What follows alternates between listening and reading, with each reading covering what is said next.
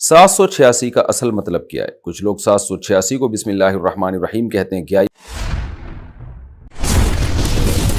السلام علیکم ورحمۃ اللہ وبرکاتہ. آج جو ہم نے ویڈیو دیکھنی ہے اس ویڈیو کے تھمبنیل پر لکھا ہوا ہے بسم اللہ الرحمن الرحیم اور 786. اس کا کیا مطلب ہے؟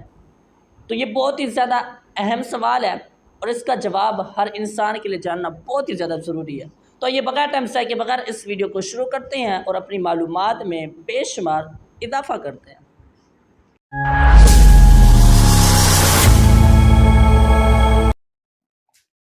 786 کا اصل مطلب کیا ہے؟ کچھ لوگ 786 کو بسم اللہ الرحمن الرحیم کہتے ہیں. کیا یہ بات صحیح ہے یا یہ لوگ ایسے ہی بولتے ہیں؟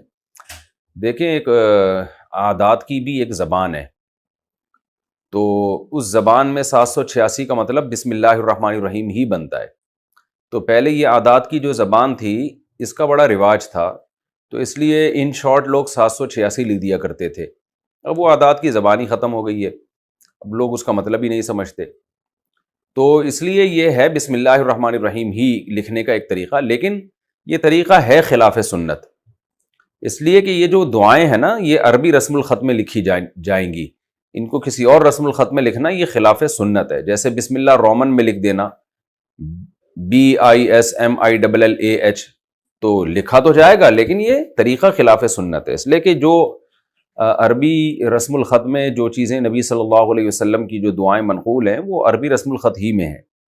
تو اس لیے بسم اللہ الرحمن الرحیم اگر کسی نے لکھنا ہو تو بسم اللہ الرحمن الرحیم ہی لکھے، وہ عربی میں جیسے لکھتے ہیں. 786 نہ لکھے، خلاف سنت ہوگا. اچھا، بعض لوگ یہ کہتے ہیں کہ ہم 786 اس لیے لکھتے ہیں کہ بسم اللہ اگر لکھیں گے کہیں کاغذ گر جائے گا، اس کی بے ادبی ہوگی، تو عربی رسم الخط میں لکھیں گے تو 786 لکھ لیتے ہیں ہم.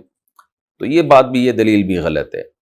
ایک بات تو یہ کہ جب 786 بسم اللہ ہی ہے علم اعداد میں تو وہ بھی تو پھر بے ادبی ہی ہوگی نا اس کی. اور دوسری بات یہ ہے کہ نبی صلی اللہ علیہ وسلم نے غیر مسلموں کو خطوط لکھے، اس میں بسم اللہ الرحمن الرحیم لکھا، حالانکہ وہاں ڈر تھا کہ غیر مسلم اس کی بے ادبی کریں. تو اس بے ادبی کے خوف سے آیتیں لکھنا یا بسم اللہ لکھنا ہی ختم کر دینا یہ اسلام کا طریقہ نہیں ہے. ہاں، یہ ضرور ہے کہ جس کاغذ پہ بسم اللہ لکھی ہو آپ حتی الامکان اس کا ادب کریں. اس خوف سے اللہ کا نام لکھنا ہی ختم کر دینا یہ عمل ٹھیک نہیں ہے، یہ سنت سے ثابت نہیں ہے ایسے. تو امید کرتا ہوں کہ اگر آپ نے اس ویڈیو کو مکمل دیکھا ہے تو آپ کو پتہ چل گیا ہوگا کہ 786 کا کیا مطلب ہے اور اس کی کیا اہمیت ہے. تو اس طرح کی مزید ویڈیو دیکھنے کے لیے اور بے شمار معلومات لینے کے لیے آپ اس چینل کا ضرور وزٹ بھی کریں، اس چینل کے ساتھ جڑے بھی رہیں.